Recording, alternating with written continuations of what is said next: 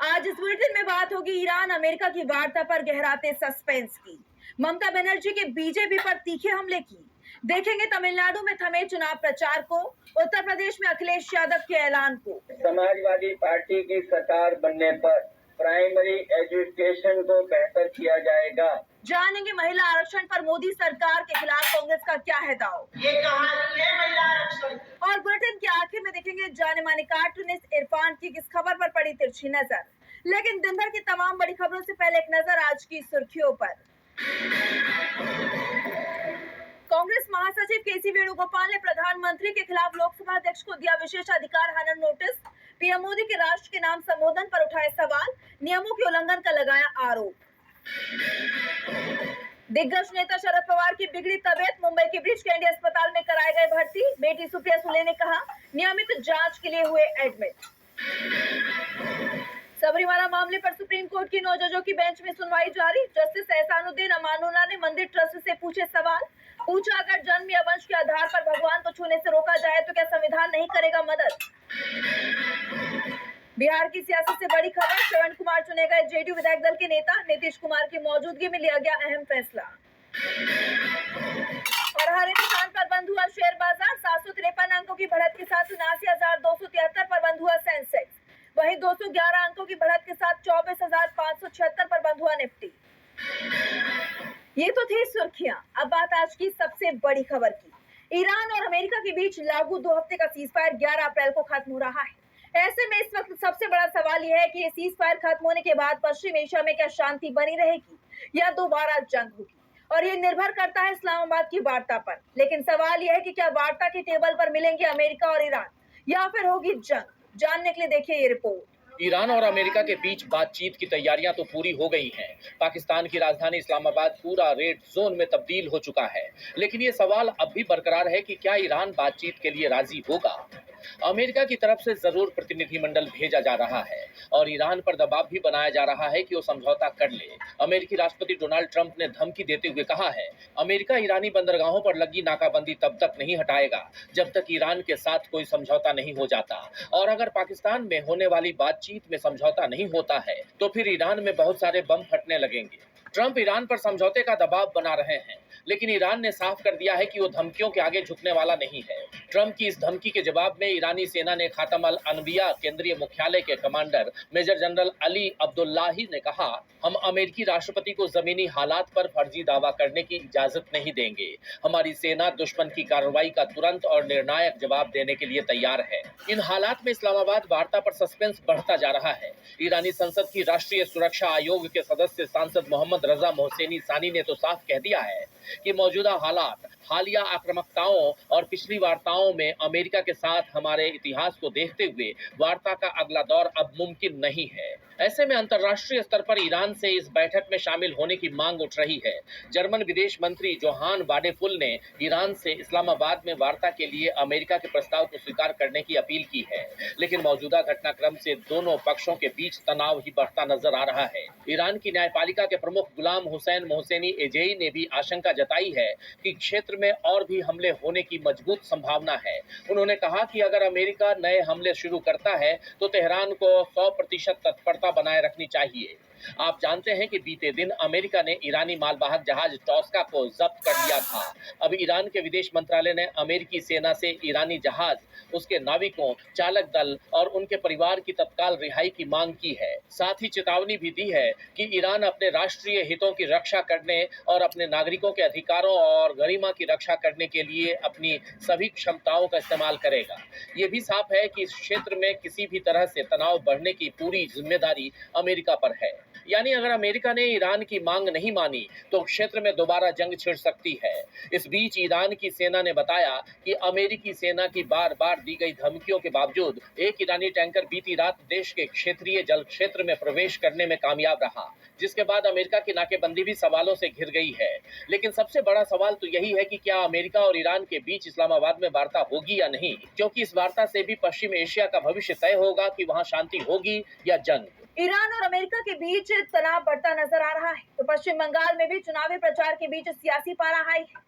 राज्य में पहले चरण के चुनाव के लिए प्रचार प्रसार का दौर अब थम गया है और आखिरी दिन सभी राजनीतिक दलों ने दोगुनी ताकत से प्रचार किया। जहां मुख्यमंत्री ममता बनर्जी ने जमकर बीजेपी पर निशाना साधा, वहीं केंद्रीय गृह मंत्री अमित शाह भी पश्चिम बंगाल पहुंचे और टीएमसी को घेरने की कोशिश की। तो क्या है पूरी खबर, जानेंगे इस रिपोर्ट में। पश्चिम बंगाल में 23 अप्रैल को पहले चरण के तहत 152 सीटों पर चुनाव होने हैं, जिसके चलते अब राज्य में पहले चरण के लिए प्रचार प्रसार का शोर थम गया है। प्रचार के आखिरी दिन मुख्यमंत्री ममता बनर्जी ने दोगुनी ताकत से जनता को संबोधित किया और बीजेपी पर निशाना साधा।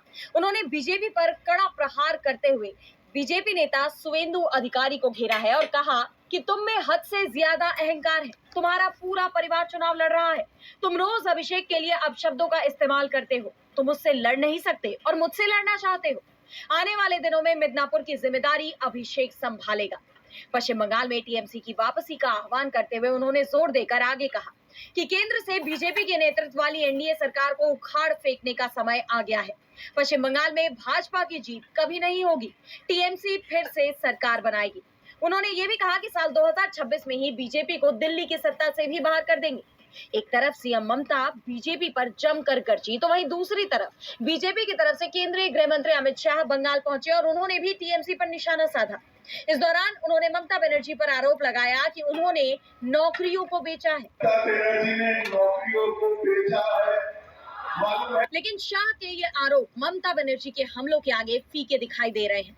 बीजेपी और टीएमसी के बीच जारी ये टकराव पश्चिम बंगाल चुनाव को और दिलचस्प बना रहा है। पश्चिम बंगाल में पहले चरण की 152 सीटों को लेकर तमिलनाडु की सभी 234 सीटों तक चुनाव प्रचार का शोर थम गया है। प्रचार के आखिरी दिन सभी पार्टियों ने अपना पूरा जोर लगा दिया। राज्य के सियासी मैदान में डीएमके, कांग्रेस, टीवीके और एनडीए एआईएडीएमके गठबंधन के बीच कड़ी टक्कर देखने को मिल रही है। अब सभी की निगाहें 23 अप्रैल को होने वाले मतदान पर टिकी है। तो कैसा रहा राज्य में चुनाव प्रचार का आखिरी दिन, जानेंगे इस रिपोर्ट में। तमिलनाडु विधानसभा चुनाव के लिए प्रचार का शोर अब थम चुका है। 21 अप्रैल को चुनाव प्रचार के आखिरी दिन राज्य की सभी 234 सीटों पर राजनीतिक दिग्गजों ने अपनी पूरी ताकत झोंक दी। कांग्रेस, भाजपा, आप और टीवीके जैसे दलों के नेताओं ने धुआंधार रैलियां की और विरोधियों पर तीखे हमले किए। सुबह ही डीएमके सुप्रीमो और सीएम एमके स्टालिन ने एक वीडियो जारी कर राज्य की सत्ता में वापसी का दावा किया, तो वहीं खुद को खतरनाक भी बताया। उन्होंने कहा 2021 के विधानसभा चुनाव के दौरान कुछ लोगों ने कहा था कि स्टालिन करुणानिधि से भी ज्यादा खतरनाक है। देखिए, मैं अपनी तुलना कभी कलिंगार करुणानिधि से नहीं कर सकता, लेकिन तमिलनाडु को धोखा देने वालों और हमारे विकास को रोकने वालों के लिए मैं हमेशा खतरनाक ही रहूंगा। कांग्रेस अध्यक्ष मल्लिकार्जुन खड़गे ने चेन्नई और बेलाचेरी में चुनावी मोर्चा संभाला। उन्होंने प्रधानमंत्री मोदी और भाजपा पर निशाना साधते हुए कहा कि ये लड़ाई देश को तोड़ने वालों और जोड़ने वालों के बीच है। भाजपा राज्यों को कमजोर कर रही है, जबकि हम उन्हें मजबूत करना चाहते हैं। खड़गे ने चुनाव आयोग की निष्पक्षता पर भी सवाल उठाए और उसे भाजपा कार्यालय का विस्तार बताया। महिला आरक्षण बिल पर उन्होंने स्पष्ट किया कि विपक्ष ने इसका समर्थन किया था, लेकिन सरकार इसे परिसीमन से जोड़कर केवल राजनीति कर रही है। वहीं आम आदमी पार्टी के राष्ट्रीय संयोजक अरविंद केजरीवाल ने मुख्यमंत्री एमके स्टालिन के समर्थन में प्रचार किया। उन्होंने मतदाताओं को आगाह किया कि अगर गलती से भी एनडीए सत्ता में आई तो वह स्टालिन के अच्छे कार्यों को बर्बाद कर देगी। केजरीवाल ने गुजरात मॉडल की आलोचना करते हुए कहा कि भाजपा ने वहां 30 साल में भी स्कूल, अस्पताल नहीं सुधारे। भाजपा की तरफ से प्रदेश अध्यक्ष के अन्नामलाई ने कोयम्बटूर उत्तर में मोर्चा संभाला। उन्होंने भाजपा उम्मीदवार वानाथी श्रीनिवास के पक्ष में रोड शो किया और क्षेत्र के विकास के लिए कोयम्बटूर मॉडल पेश करने का वादा किया। वहीं दिग्गज अभिनेता विजय की पार्टी टीवीके ने भी अपनी उपस्थिति दर्ज कराई। इरोड वेस्ट से पार्टी के उम्मीदवार आनंद मोहन ने घर घर जाकर संपर्क किया और सड़क, पेयजल जैसी मूलभूत सुविधाओं को अपनी प्राथमिकता बताया। तमिलनाडु चुनाव की अहम जानकारी की बात करें तो कुल सीटें 234, मतदान 23 अप्रैल 2026 को होने वाला है। नतीजे 4 मई 2026 को आएंगे। अब सभी प्रत्याशियों की किस्मत ईवीएम में कैद होने को तैयार है। राज्य में मुकाबला त्रिकोणीय नजर आ रहा है, जहां सत्ताधारी डीएमके गठबंधन, एआईएडीएमके, एनडीए और नई चुनौती बनकर उभरी टीवीके के बीच कड़ी टक्कर देखने को मिल रही है। वोटिंग से पहले सभी पार्टियों ने पूरा जोर लगाया है। अब 4 मई को साफ हो जाएगा कि किस दल की मेहनत रंग लाई, जनता किसे चुनती है। वहीं उत्तर प्रदेश में तो अभी से सियासी दल 2027 के विधानसभा चुनाव की तैयारियों में जुट गए हैं। इसी कड़ी में सपा प्रमुख अखिलेश यादव ने जनता से कई बड़े वादे किए, साथ ही बीजेपी पर जमकर निशाना साधा। तो क्या ऐलान किया अखिलेश यादव ने और क्या है पूरी खबर, जानेंगे इस रिपोर्ट में। सपा प्रमुख अखिलेश यादव ने 2027 में होने वाले यूपी चुनाव को लेकर अभी से हुंकार भर ली है। इसी कड़ी में उन्होंने 21 अप्रैल को एक प्रेस कॉन्फ्रेंस की। इस दौरान उन्होंने राज्य से बीजेपी की विदाई का आह्वान किया। उन्होंने साफ कहा कि इस बार बीजेपी का सफाया होना तय है। अखिलेश यादव ने जनता से कई वादे किए। उन्होंने साफ किया कि समाजवादी पार्टी के सत्ता में आने के बाद जनता को 300 यूनिट तक की बिजली मुफ्त मिलेगी, महिलाओं को 40,000 रुपए की पेंशन दी जाएगी, साथ ही प्राइमरी एजुकेशन को बेहतर किया जाएगा। अखिलेश के वादों में स्मार्ट मीटर के नाम पर हो रहे उपभोक्ताओं के शोषण और बिजली ठगी को बंद किया जाएगा। बिजली बिलों में की जा रही अनावश्यक और भारी बढ़ोतरी पर रोक लगाई जाएगी। बदहाल स्वास्थ्य सेवाओं को दुरुस्त किया जाएगा और जनता को इलाज की बेहतर सुविधा दी जाएगी। प्रदेश में खाद की कमी की समस्या को दूर कर किसानों को समय पर खाद सुनिश्चित करवाई जाएगी। इसके साथ ही अखिलेश यादव ने भ्रष्टाचार को खत्म करने जैसे वादे भी किए। इस दौरान अखिलेश बीजेपी पर हमलावर नजर आए। महिला आरक्षण पर बीजेपी को घेरते हुए अखिलेश यादव बोले, ये हक अधिकार नहीं देना चाहते, आरक्षण नहीं देना चाहते, इसीलिए डिलिमिटेशन चुपचाप कराना चाहते थे महिला आरक्षण के बहाने। सीएम आवास से यूपी विधानसभा तक सीएम योगी के पैदल मार्च पर भी अखिलेश यादव ने निशाना साधा और कहा, सुना है पदयात्रा हो रही थी लखनऊ में और इतनी भीषण गर्मी में कोई काला चश्मा नहीं लगाए। ये प्रैक्टिस है कि विपक्ष में ऐसे ही आंदोलन करना पड़ेगा। अब एक तरफ अखिलेश यादव ने बड़े ऐलान कर जनता को अपने पक्ष में लाने का काम किया है, तो दूसरी तरफ बीजेपी पर हमला कर उसकी नींव भी कमजोर कर दी है। अब देखना होगा कि अखिलेश के ये हमले चुनाव में कितने कारगर साबित होते हैं। अखिलेश यादव के ऐलान से यूपी की सियासत गर्मा गई है, वहीं बिहार की सियासत में भी उथल पुथल मची हुई है। सम्राट चौधरी हाल ही में बिहार के नए मुख्यमंत्री बने और अब उन्होंने एक ऐसा फैसला लिया है जिससे बीजेपी के अंदर जारी खींचतान सामने आ गई है और राज्य का सियासी पारा 7वें आसमान पर पहुंच गया है। तो क्या फैसला लिया है सम्राट चौधरी ने और क्या है ये पूरी खबर, जानेंगे इस रिपोर्ट में। बिहार की सियासत में इस वक्त एक फैसले ने हलचल तेज कर दी है। हाल ही में मुख्यमंत्री बने सम्राट चौधरी ने ऐसा कदम उठाया जिसने न सिर्फ प्रशासनिक गलियारों में चर्चा बढ़ा दी है, बल्कि बीजेपी के अंदरूनी समीकरणों पर भी सवाल खड़े कर दिए हैं। दरअसल सम्राट चौधरी सरकार ने एक बड़ा यूटर्न लेते हुए 200 से ज्यादा राजस्व कर्मचारियों के निलंबन को रद्द करने का आदेश दे दिया। ये वही कर्मचारी हैं जिन्हें पहले सख्त कार्रवाई के तहत सस्पेंड किया गया था। अब राजस्व और भूमि सुधार विभाग ने सभी जिलाधिकारियों को निर्देश दिया कि 11 फरवरी से 19 अप्रैल के बीच निलंबित किए गए कर्मचारियों की बहाली प्रक्रिया तुरंत शुरू की जाए। ये फैसला सीधे तौर पर पूर्व उप मुख्यमंत्री विजय कुमार सिन्हा के आदेश को पलटता हुआ नजर आता है। बता दें, उस समय हड़ताल को अनुशासनहीनता मानते हुए 224 कर्मचारियों को निलंबित कर दिया गया था। बाद में अंचला अधिकारी और राजस्व अधिकारी भी हड़ताल में शामिल हुए, जिनमें से 45 से ज्यादा पर कार्रवाई हुई थी। करीब 2.5 महीने तक चली इस हड़ताल का असर सीधे आम लोगों पर पड़ा। जमीन से जुड़े काम, दाखिल खारिज, नामांतरण और जनगणना जैसी प्रक्रियाएं पूरी तरह ठप हो गई थी। हड़ताल पर गए कर्मचारी अपनी कई मांगों को लेकर आंदोलन कर रहे थे। इनमें ग्रेड पे बढ़ाने, गृह जिले में तबादला, दाखिल खारिज प्रक्रिया में सुधार और दफ्तरों में बुनियादी सुविधाओं की मांग शामिल थी। हालांकि उस वक्त सरकार ने सख्त रुख अपनाया था, लेकिन अब नई सरकार ने नरमी दिखाते हुए निलंबन वापस ले लिया है। सम्राट चौधरी के इस फैसले ने बीजेपी में खटपट तेज कर दी है। सम्राट चौधरी के फैसले से बीजेपी में अंदरूनी टकराव तेज हो गया है। तो महिला आरक्षण को लेकर कांग्रेस और बीजेपी आमने सामने है। संसद में महिला आरक्षण से जुड़ा विधेयक गिरने के बाद शुरू हुआ बवाल थमने का नाम नहीं ले रहा। जहां बीजेपी विपक्ष को घेरने की कोशिश में लगी है, वहीं विपक्ष की एकजुटता ने सरकार की बोलती बंद कर दी है और अब कांग्रेस ने देश के कई शहरों में प्रेस कॉन्फ्रेंस कर बीजेपी के खिलाफ हल्ला बोल दिया है।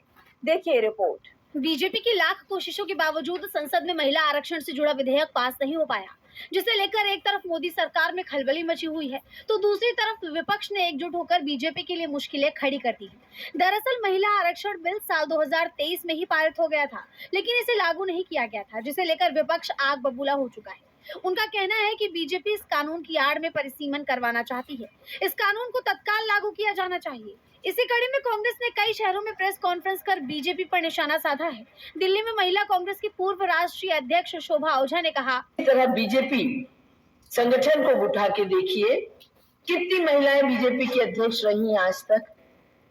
या आप जनसंघ की बात करें या हिंदू महासभा की बात करें, तमाम वो संगठन जो इनकी विचारधारा है, उन संगठनों में महिलाओं की स्थिति क्या है, वो देख के आपको समझ आ जाएगा कि बीजेपी आरएसएस की विचारधारा हमेशा से महिला विरोधी रही। तो वहीं उत्तराखंड में कांग्रेस प्रवक्ता सुप्रिया सुनेत ने बीजेपी पर भड़कते हुए कहा, महिला आरक्षण में सबसे बड़ा रोड़ा बनने का, सबसे बड़ा अवरोध बनने का काम खुद इस देश के प्रधानमंत्री नरेंद्र मोदी जी कर रहे हैं। समूचे विपक्ष ने आपसे एक स्वर में कहा है, 543 सीट में 1/3 आरक्षण दीजिए, 181 सीट रिजर्व करिए। समूचा विपक्ष आज आपके साथ तैयार है, कल विधेयक लेकर आइए लोकसभा में। आपको इससे क्या आपत्ति?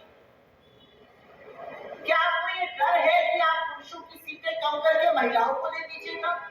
आप बात को गोल गोल गोल गोल गोल गोल घुमा रहे हैं। इसके अलावा गुजरात में कांग्रेस नेता रजनी पाटिल ने क्या कुछ कहा, सुनिए। जन की जीत थी और पूरे देश की जीत थी, विपक्ष की एकता की जीत थी। मुझे ये बताते हुए खुशी हो रही है कि 11 साल में पहली बार ये आपके भारतीय जनता पार्टी के जो प्रधानमंत्री और होम मिनिस्टर जो दोनों चला रहे देश को, उनको हराने का काम, उनको शिकस्त देने का काम पूरे विपक्ष की इस घेराबंदी के बाद बीजेपी की टेंशन बढ़ गई है। अब देखना ये होगा कि सरकार विपक्ष के हमलों से कैसे बचती है। मोदी सरकार अपने ही बिछाए जाल में बुरी तरह से फंस गई है। वहीं असम के मुख्यमंत्री हिमंता बिस्वा शर्मा को भी मियां वाला बयान भारी पड़ गया है। उनके खिलाफ ये मामला कोर्ट तक पहुंच गया है, जहां 21 अप्रैल को सुनवाई हुई और इस दौरान कोर्ट से हिमंता को बड़ा झटका लगा है, जिसके चलते हिमंता मुश्किलों में दिखाई दे रही है। तो क्या हुआ सुनवाई के दौरान और क्या है ये पूरी खबर, जानने के लिए देखिए रिपोर्ट। असम के मुख्यमंत्री हिमंता बिस्वा शर्मा को हेट स्पीच मामले में कोर्ट से बड़ा झटका लगा है। अल्पसंख्यक समुदायों के खिलाफ नफरती भाषण यानी हेट स्पीच के मामले में गुवाहाटी हाईकोर्ट में सुनवाई हुई और इस दौरान हाईकोर्ट ने सख्त रुख अपनाया। अदालत में तीखी बहस के दौरान याचिकाकर्ता की तरफ से पेश हुए अधिवक्ता अभिषेक मनु सिंघवी ने मुख्यमंत्री के रवैये पर कड़े सवाल उठाए। उन्होंने अदालत को बताया कि फरवरी में नोटिस जारी होने के बावजूद मुख्यमंत्री की बयानबाजी थमी नहीं है। सिंघवी ने अदालत के समक्ष एक नोट पेश करते हुए 27 मार्च से 20 अप्रैल के बीच दिए गए हालिया बयानों का हवाला दिया। सिंघवी ने मुख्यमंत्री की संवैधानिक पद की गरिमा का जिक्र करते हुए कोर्ट में कहा कि धार्मिक रूप से उकसाने वाली, भड़काऊ और गैर जरूरी टिप्पणियां लगातार की जा रही हैं। मुख्यमंत्री का पूरा विचार मंथन केवल एक अल्पसंख्यक समुदाय के लिए आरक्षित है। एक संवैधानिक पदाधिकारी से शांति और संतुलन बनाए रखने की अपेक्षा की जाती है, लेकिन उनकी नजर में कोई नियामक, न्यायिक या न्याय निर्णय ढांचा है ही नहीं। उन्होंने कोर्ट से अंतरिम रोक लगाने की मांग करते हुए कहा कि मुख्यमंत्री के पास इस तरह की बयानबाजी जारी रखने का कोई लाइसेंस नहीं है। वहीं इस मामले में कोर्ट ने टिप्पणी की कि संवेदनशील यानी कि चुनाव का समय अब बीत चुका है, इसलिए हमें उनके जवाब का इंतजार करना चाहिए। कोर्ट ने इस मामले की अगली सुनवाई 28 मई को तय की है। साथ ही हिमंता को कड़े निर्देश दिए हैं कि अगली तारीख तक राज्य सरकार और मुख्यमंत्री अपना हलफनामा हर हाल में दाखिल करें। जैसा आप जानते हैं कि कुछ महीनों पहले सीएम ने मुस्लिमों को मियां कहकर संबोधित किया था, साथ ही उन्हें परेशान करने की बात कही थी। उस वक्त उन्होंने कहा था कि कोई मुसलमान रिक्शा वाला अगर 5 रुपए मांगे तो उसे 4 रुपए दो, खूब परेशान करो। उस समय असम बीजेपी की तरफ से सोशल मीडिया पर एक AI जनरेटेड वीडियो शेयर किया गया था, जिसमें मुख्यमंत्री हिमंता को एक मुस्लिम व्यक्ति पर निशाना साधते हुए दिखाया गया था। और अब इस मामले में हिमंता की मुश्किलें बढ़ गई हैं। और बुलेटिन के आखिर में देखेंगे जाने माने कार्टूनिस्ट इरफान की किस खबर पर पड़ी तिरछी नजर।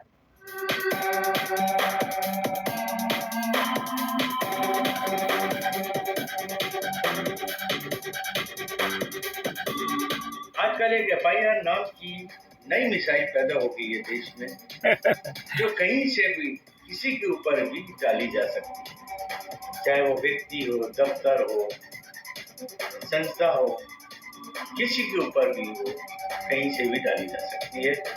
नई मिसाइल जिसका नाम है वो मधुकेश्वर के ऊपर डाली गई है। इसका गंतव्य बताया जाता है कि पंजाब से चली गई। अब अगर मान लीजिए ये मिसाइल उत्तर प्रदेश से चलती तो मधुकेश्वर गिरफ्तार भी हो जाती और उनका घर भी टूट सकता है।